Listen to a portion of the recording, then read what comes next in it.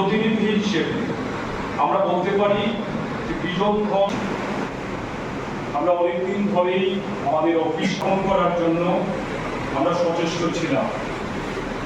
নানা ভাড়া অন্তর্ভুক্ত সবাই জানে এবং বিজন ধর সংগঠনের বেশিরভাগই আমরা সংগ্রামী পেয়েছি হয়েছিল এবং যেভাবে উনি পড়ুয়া এবং শিক্ষক হিসেবে যদিও প্রথাগত যে আমাকে সন্দীপন যখন বলেছিল আমি 14 বছর পরিবেশন গঠন বোর্ডে কাজ করি, 4 বছর মধ্যশিক্ষা পর্ষদে ছিল।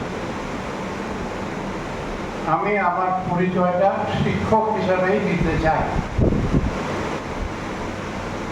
হিন্দুলি কলেজের পদার্থবিজ্ঞান বিভাগের একজন শিক্ষক।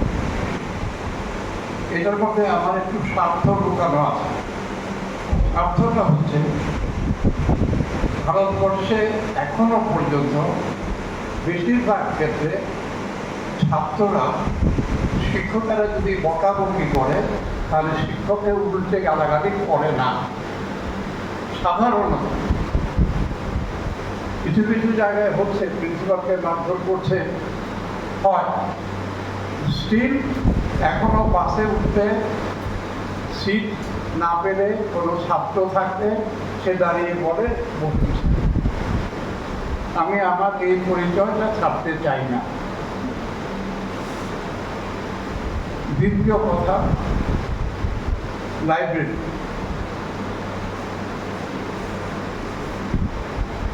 আজকে সকালে দুপুরে আমি আমার ডাক্তারের কাছে গেছিলাম,